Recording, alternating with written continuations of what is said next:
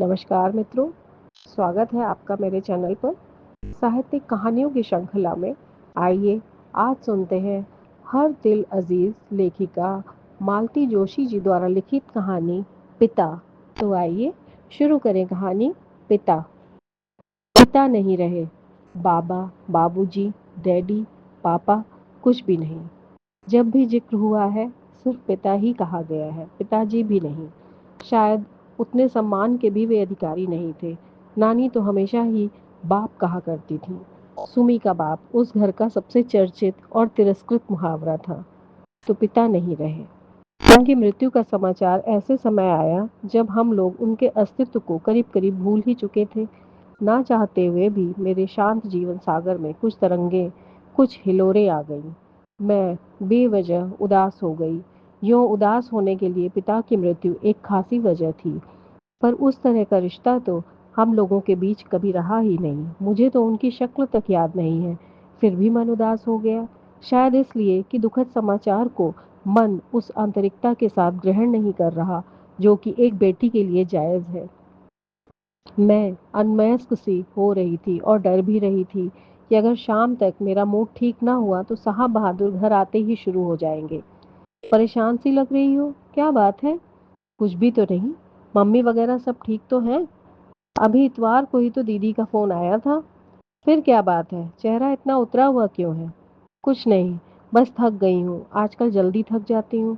चलो चेकअप करवा लेते हैं। नहीं, अभी उतनी भी नौबत नहीं आई है, मैं तंग आकर कहती हूँ। तब जाकर इस तरह की जिरह बंद होती है। गुस्सा आता है कि जरा सी बात भी इनकी नज़रों से नहीं छिपती। कई बार तो चिढ़कर कह देती हूँ, क्या मुसीबत है, इस घर में कोई मन भर कर उदास भी नहीं हो सकता। उदास होने पर पाबंदी नहीं है डार्लिंग, ये मुझे अपने पास खींचकर कहते हैं। I just want to share it and I want to enjoy it all by myself. वे हंस देते हैं, एकदम स्वच्छ निर्मल हंसी। और हंसने की तो बात ही है। उदासी भी कोई एंजॉय करने की चीज़ है। उन्हें दुख होता है और हैरत होती है कि सुख के इस अथाह सागर में मैं दुख के कण कहाँ से बीन लेती हूँ, इसलिए शुरू हो जाते हैं। मम्मी की याद आ रही है, शुभम का रिजल्ट आया है, शगुन ने दिन भर बहुत परेशान किया। मतलब यह कि उदास हो तो कारण बताओ। इस कारण बताओ नोटिस पर मैं खींच जाती हूँ। पति का इतना अधिक संवेदनशील होना भी भार लगने लगता है।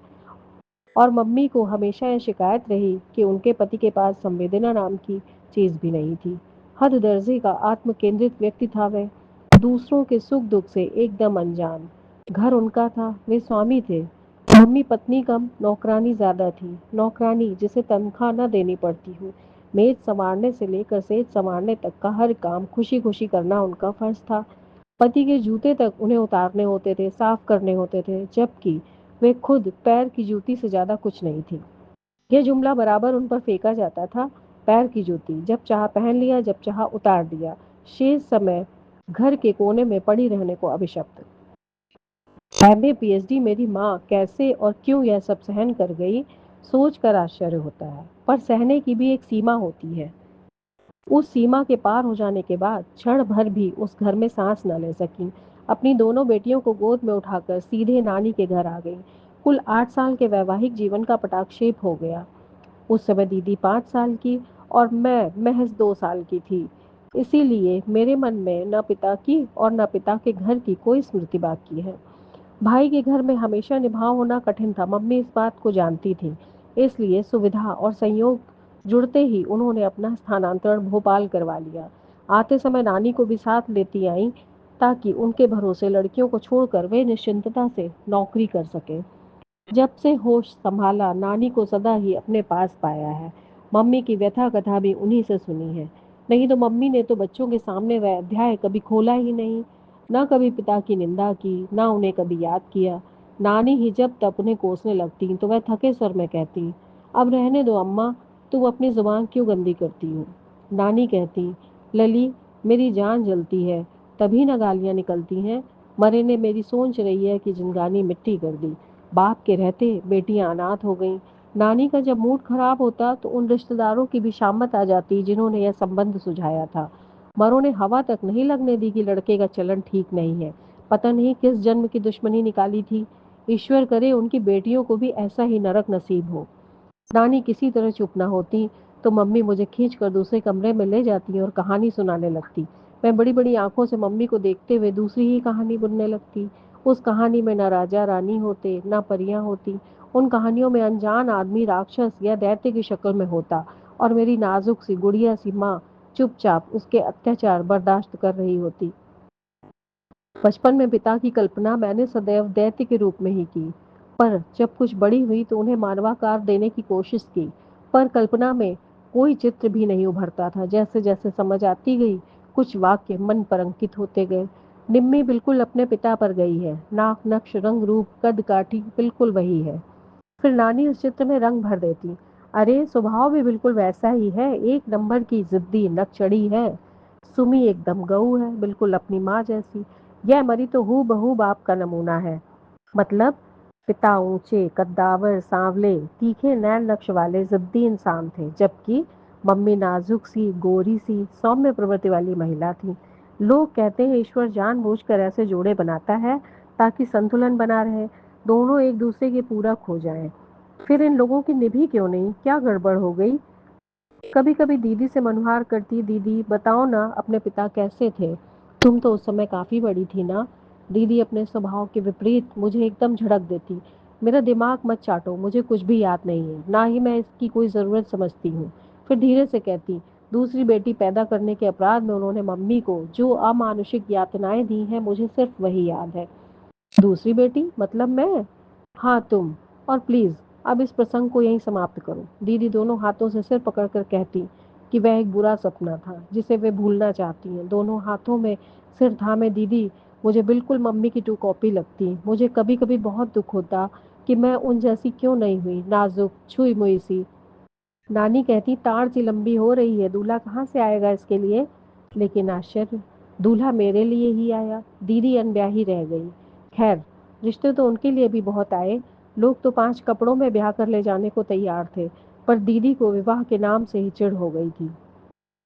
बचपन के जो दृश्य दुःस्वप्न की तरह उनके मन पर अंकित हो गए थे, उनसे वे कभी मुक्त नहीं हो पाई। डॉक्टर होते ही वे पढ़ाई के लिए अमेरिका चली गई और वहीं बस गई। दीदी के जाने के बाद मम्मी एकदम अकेली पड़ गई। कुछ तो नानी की मृत्यु ने उन्हें तोड़ दिया था। दीदी के जाने के बाद तो एकदम ही गुमसुम हो गई। दीदी के साथ उनके अंतरंग संबंध थे, उस तरह से वे मुझसे कभी जुड़ नहीं पाई। शायद मुझ में अपने पति की प्रतीक्षाया देखती हो, या कि मेरे स्वभाव में ही कुछ खोट रहा हो, पर वे हमेशा मुझसे छिटकती ही रहीं। बल्कि उनकी अपेक्षा मैं नानी के अधिक निकट थी। नानी ने कभी सीधे मुंह बात नहीं की, पर उनका प्यार गालियों में ही उमड़ा पड़ता था। नानी की मृत्यु के बाद मम्मी ही नहीं मैं भी बहुत अकेली पड़ गई थी। जीवन के उस सूनेपन को भरने में अजीत ने बहुत मदद की। यह सचमुच मेरा सौभाग्य था कि जिस समय मन सहारे के लिए भटक रहा था, अजीत सामने पड़ गए, नहीं तो मैं किसी के भी कंधे पर सिर रखकर रोने को आमादा थी। मुझे तो आज भी इस संयोग पर गर्व और आश्चर्य होता है कि उन दिनों अजीत से मुलाकात हो गई। एक दिन मम्मी ने परिचय कराने के लिए मैं उन्हें घर ले आई थी। मैं चाय बनाने भीतर आई तो मम्मी भी मेरे पीछे-पीछे चली आई। बोली, "निम्मी, ये तुम्हारा मित्र ही है या कुछ और भी है?" "अभी तो सिर्फ मित्र ही है, बाद में शायद कुछ और या बहुत कुछ बन जाए।" मैं पुनः बाहर जाकर बैठ गई और चाय के दौरान उन्होंने बहुत सहज भाव से कहा, "अजीत, नमिता ने शायद तुम्हें बताया होगा कि मैं और उसके पिता वर्षों से अलग हैं। उसके ज़हन में तो शायद उनकी कोई तस्वीर भी नहीं होगी, क्योंकि उस समय वह बहुत छोटी थी। नमिता ने मुझे कुछ नहीं बताया, शायद कभी ज़िक्र ही नहीं चला। और आप भी मुझे यह सब क्यों बता रही हैं? इससे क्या फ़र्क पड़ता है?" फ़र्क पड़ता है, इस तथ्य को जब तुम जान लोगे तब तुम्हें उसे समझने में आसानी होगी। तुम्हें शायद पता नहीं है कि जो बच्चे सिंगल पेरेंट द्वारा पाले जाते हैं, थोड़े अलग होते हैं। वे ज़्यादा भावुक, ज़्यादा संवेदनशील, ज़्यादा गुस्सैल या ज़्यादा ज़िद्दी होते हैं। इसलिए अगर नमिता के स्वभाव में तुम्हें कुछ अस्वाभाविक लगे, तो ज़रा सब्र से काम लेना, उसकी बैकग्राउंड समझने की कोशिश करना। मम्मी के इस आग्रह को हम दोनों ही नहीं समझ पा रहे थे। सब कुछ बड़ा अप्रासंगिक लग रहा था, पर बाद में उसकी सार्थकता समझ में आई। मम्मी जान गई थी कि यह रिश्ता बहुत दूर तक जाएगा, इसीलिए भूमिका बांध रही थी। जैसे ही अजीत की ओर से प्रस्ताव आया, फौरन उन्होंने हाँ कह दी। वे मानसिक रूप से अपने को तैयार कर चुकी थी। उन्होंने दीदी की शादी का जिक्र भी नहीं छेड़ा। अजीत के माता-पिता से भी उन्होंने कोई बात नहीं छिपाई, बल्कि उनसे यह कह दिया कि मेरी बेटी का यह कमज़ोर पक्ष है, कृपया इसे लेकर कोई तानाकशी ना करें, नहीं तो वह सहन नहीं कर पाएंगी। अजीत तो सज्जन है ही, उनके माता पिता भी बड़े गंभीर किस्म के हैं। शादी में मेरे पिता की अनुपस्थिति को उन्होंने नज़रअंदाज कर दिया। रिश्तेदारों में कानाफूसी भी हुई, पता नहीं मुझे मुझे तक कोई बात नहीं पहुंची। विदा के समय सभी माएँ अपनी बेटियों को सीख देती हैं, मेरी माँ ने भी दी। कहा, निम्मो, अब थोड़ा अपने स्वभाव को मोल्ड करो, अपनी जबान पर काबू करना सीखो। मैं तो औरत थी, फिर भी सह नहीं पाई थी। अजीत लाख सज्जन है पर पुरुष है, उसके सब्र की परीक्षा मत लेना। शुभम के जन्म पर मुझसे भी ज्यादा मम्मी खुश थी। चल, तूने एक बड़ी लड़ाई जीत ली। कैसे? कम से कम बेटी जनने का दोष तो तुझ पर नहीं लगेगा, और मैं भी एक तरह से बरी हो गई। नहीं तो कहने को हो जाता कि माँ की कोख में भी बेटियां ही थीं और बेटी भी इतिहास दोहरा रही है। उस समय मैंने जाना कि इस लांछन का भाव उनके अवचेतन में अब भी ताज़ा है। 2 साल पहले एक फ़ोन आया था। दीदी उन दिनों यूएसए से आई हुई थी। उनसे मिलने मैं भी मम्मी के पास पहुंच गई थी। फ़ोन मैंने ही उठाया था। हेलो, कौन? सुमी बोल रही हैं? जी नहीं, मैं निम्मी हूँ, नमिता। मैं तुम्हारा गोविंद चाचा बोल रहा हूँ। तुम तो शायद पहचानोगी भी नहीं। सुमी होती तो पहचान लेती। ज़रा अपनी मम्मी को फ़ोन देना। मम्मी कॉलेज गई हुई थी। मैंने दीदी को पकड़ा दिया। कोई गोविंद चाचा है? दीदी का चेहरा एकदम तन गया। बड़ी ही रूखी आवाज़ में उन्होंने कहा, यस, सुमिता हियर। उस तरफ से क्या बात हुई पता नहीं। दीदी ने तल्ख अंदाज में कहा, मतलब हमारे पिता अभी मौजूद हैं? This is a news for us. मेरी माँ ने तो अरसे पहले अपने सारे सौभाग्य अलंकार उतार दिए हैं। हमारे लिए तो पिता का अस्तित्व कब से शेष हो गया है। Anyway, thanks for calling. और दीदी ने रिसीवर पटक दिया। मैंने प्रश्नार्थक नज़रों से देखा। श्रीमान को कैंसर हो गया है, सिरोसिस ऑफ लिवर। इसलिए बीवी की याद आ गई है, क्योंकि बीमारी में सेवा भी चाहिए और पैसा भी। वह जो एक और थी, वह कहाँ गई? एक होती तो रुकती, यहाँ तो अनेक थी। डूबते जहाज पर कौन ठहरता है? मम्मी को बताओगी? बताना तो पड़ेगा, पर एक बात तय है, अगर वे उस आदमी के पास दोबारा गईं तो हम दोनों उनसे कभी कोई संबंध नहीं रखेंगे। लेकिन दोबारा फोन आया तो मम्मी क्या मना कर पाएंगी? यू आर राइट, मम्मी में वो गट्स नहीं है, और वे लोग उनको इमोशनली ब्लैकमेल ज़रूर करेंगे। एक काम करते हैं, मैं उन्हें 6 महीने या साल भर के लिए अपने साथ ले जाती हूँ। मामा की भी अभी खबर लेती हूँ। यहाँ का नंबर उन्होंने ही दिया होगा। यहाँ से जाकर पहला काम यही करूँगी कि वहाँ नया नंबर ले लूँगी, और वह सिर्फ तुम्हारे पास होगा। नहीं तो वे लोग मम्मी को वहाँ भी चैन से रहने नहीं देंगे। इसके बाद दीदी ने सांस नहीं ली। दौड़ धूप करके मम्मी का साल भर का वीज़ा बनवाया। वह तो मम्मी से कह रही थी कि नौकरी छोड़ दो, पर मम्मी नहीं मानी। लंबी छुट्टी ले ली। पिछले साल 1 महीने के लिए आई थी। वीज़ा की अवधि बढ़ाकर फिर चली गई। मम्मी के जाने के बाद मैं अकेली पड़ गई हूँ। 8वें दिन फ़ोन पर बात होती है, फिर भी दूरी का एहसास नहीं जाता। 3 लोगों की हमारी छोटी सी दुनिया थी। वे दोनों तो अब भी साथ हैं, मैं ही अकेली पड़ गई हूँ। मम्मी से शिकायत करती हूँ तो वे हंस देती हैं। पगली, अब तुम्हें हमारी ज़रूरत ही क्या है? तुम्हारी तो अब अपनी अलग दुनिया है।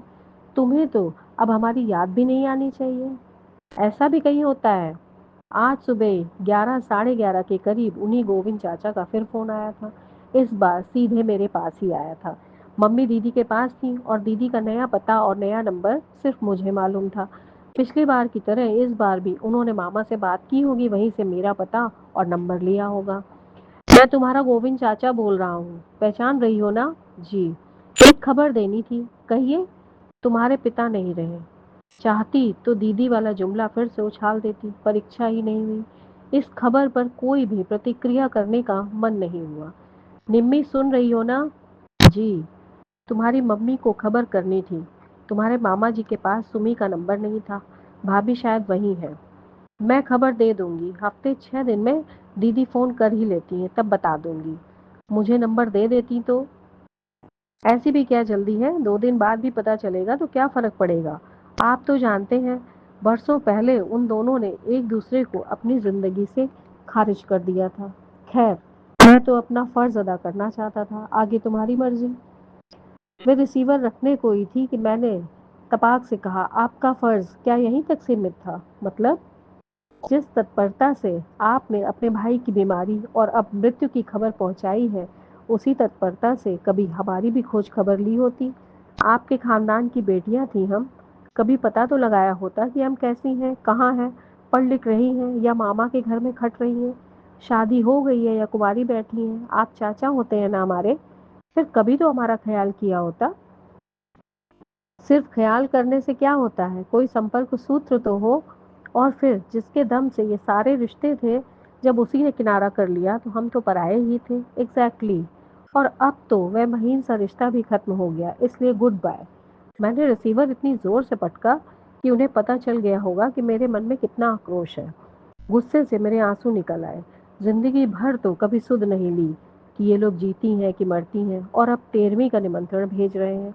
गुस्सा सिर्फ उनके ऊपर ही नहीं था, अपने आप पर भी था। उनसे इतनी बात करने की जरूरत ही क्या थी। दीदी ने कितनी ग्रेसफुली उन्हें एक बार में ही निपटा दिया था। मुझ बेवकूफ को अपनी भड़ास निकालने का यही मौका मिला।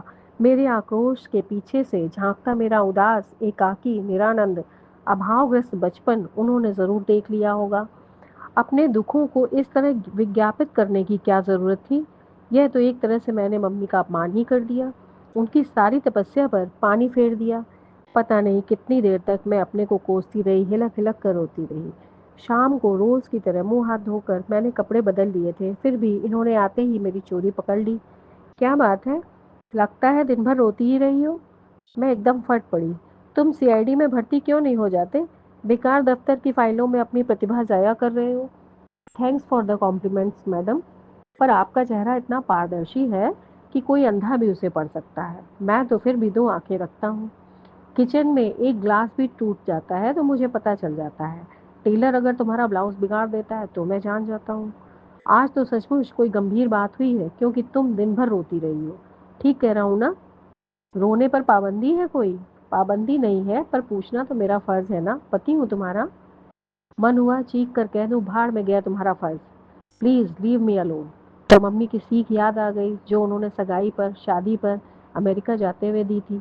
कहा था, निम्मी अपनी जुबान पर, अपने गुस्से पर काबू रखो। ये छोटी छोटी बातें गृहस्थी में दरार पैदा करती हैं। माना कि अजीत बहुत सज्जन है, सहनशील है, पर चंदन भी कभी कभी आग पकड़ लेता है। इसलिए कहती हूँ, अपने लिए, अपने बच्चों के लिए थोड़ा जब्त करना सीखो। मम्मी की याद से ही मेरा गुस्सा ठंडा पड़ गया और मैंने सूखी हंसी हंसकर कहा, फर्ज पूरा हो गया श्रीमान जी, अब थोड़ा चाय नाश्ता हो जाए। सौभाग्य से उसी समय बच्चे भी आया के साथ घूम कर वापस आ गए। माहौल एकदम खुशगवार हो गया। रात का खाना भी उसी प्रसन्न वातावरण में हुआ। उस रात टीवी खोलने का मन नहीं हुआ। शकुन को थपकते हुए मैं बरामदे में आ बैठी। ये भी सामने वाली कुर्सी पर बैठ गए। शुभम उनकी गोद पर चढ़ बैठा। दोनों बच्चे निंदियाए हुए थे, सोने में 10 मिनट भी नहीं लगे।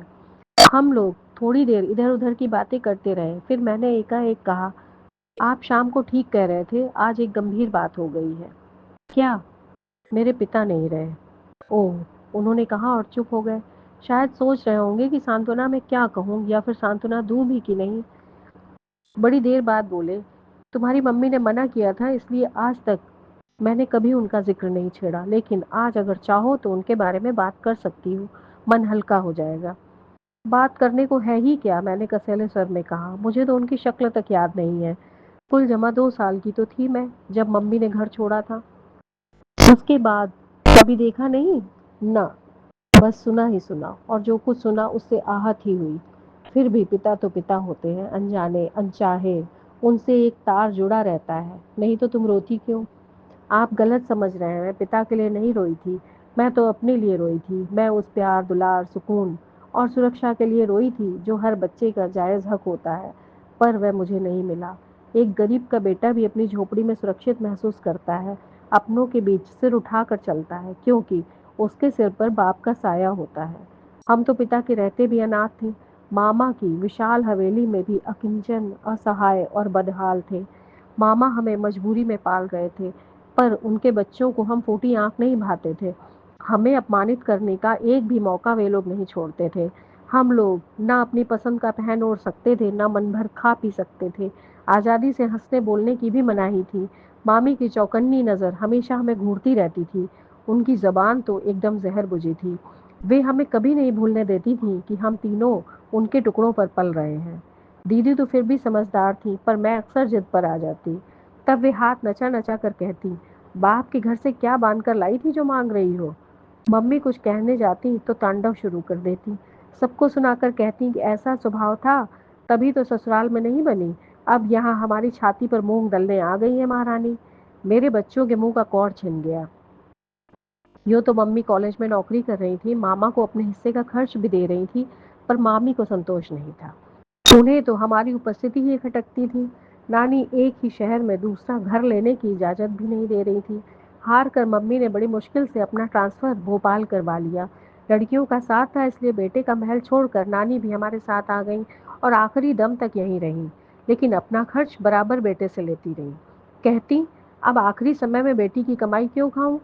उनकी इस बात के पीछे रस्मों रिवाज थे या बेटी की मदद की आकांक्षा, कौन जाने। नानी न होती तो हम लोगों का पता नहीं क्या हाल होता। मैं उन्हें बड़े मनोयोग से अपने बचपन की कहानी सुना रही थी। एकाएक पता नहीं कितनी सारी बातें याद आ गईं। अपना अकेलापन, मम्मी के आंसू, पड़ोसियों की तानाकशी, सहेलियों की कानाफूसी, रिश्तेदारों को उपहास। यह भी याद आया कि भोपाल आने के बाद मम्मी ने जब अपने सुहाग चिन्ह उतार दिए थे तो हम लोग कितने सहम गए थे। उनका रूप देखकर नानी तो एकदम बिदक गई थी। मम्मी ने शांत भाव से कहा, अम्मा, लोग तरह तरह के सवाल पूछते हैं, किस किस को अपना इतिहास सुनाती फिरूं। लड़कियां भी परेशान होती हैं। वैसे भी ये चीजें मेरे सौभाग्य की नहीं, दुर्भाग्य की ही प्रतीक है। करवा चौथ या तीज पर भी मम्मी व्रत नहीं रखती थी। नानी को उन्होंने समझा दिया था, अम्मा, मैं तो एक जन्म में ही भरपाई हूँ, जन्म जन्मांतर के लिए ऐसे पति की कामना तो मैं बिल्कुल नहीं कर सकती। बेतरतीब सी सारी बातें जैसे जैसे याद आ रही थी मैं सुना रही थी। वर्षों से मन में संचित गुबार लावे की तरह बह निकला था। बिल्कुल रीत जाने के बाद मैं निस्पंद सी कब तक बैठी रही मुझे पता नहीं। कब उन्होंने शुभम को सुलाया, कब शगुन को मेरी गोद से उठा लिया, कब वे उठकर चले गए मुझे मालूम नहीं पड़ा। हाथ मुंह धोकर जब मैं बेडरूम में पहुंची तो देखा एक बांह शुभम और एक बांह पर शगुन को लिए वे सो रहे हैं। दोनों बच्चों ने अपनी बाहें पापा के गले में डाली हुई हैं। नींद में भी दोनों बच्चे एकदम संतुष्ट और आश्वस्त लग रहे थे। मैं निर्निमेष उन्हें देखती रही। क्षण भर के लिए अपने ही बच्चों से मुझे ईर्ष्या हो आई। विधाता ने मुझे इस सुख से वंचित क्यों रखा? फिर मन में जैसे एक भट्टी से सुलगने को हुई, पर मैंने जब्त कर लिया। मुझे अपने आप पर शर्म आने लगी। छी, कोई अपने बच्चों से भी जलता है कभी? सो गए क्या? मैंने हौले से पुकारा। वे आंख खोलकर मुस्कुराए। मैं तो नहीं सोया, पर मेरे ये दोनों हाथ सो गए हैं, जरा मदद करोगी? मैंने बच्चों को अलग करना चाहा तो उन्होंने पापा को और कसकर पकड़ लिया। नींद में भी वे अपनी पकड़ ढीली नहीं करना चाहते थे। मैंने अजीत के दोनों हाथ बच्चों के सिर पर रखकर कहा, आज मुझे एक वचन दोगे प्लीज? क्या? मैं चाहे जितनी ही गलतियां करूं, पर उसकी सजा तुम मेरे बच्चों को मत देना। अगर बर्दाश्त से बाहर हो जाए तो मुझे छोड़ देना, पर इन बच्चों पर अपना हाथ हमेशा बनाए रखना। प्रॉमिस? प्रॉमिस, उन्होंने कहा और मुझे भी अपनी बाहों में भर लिया।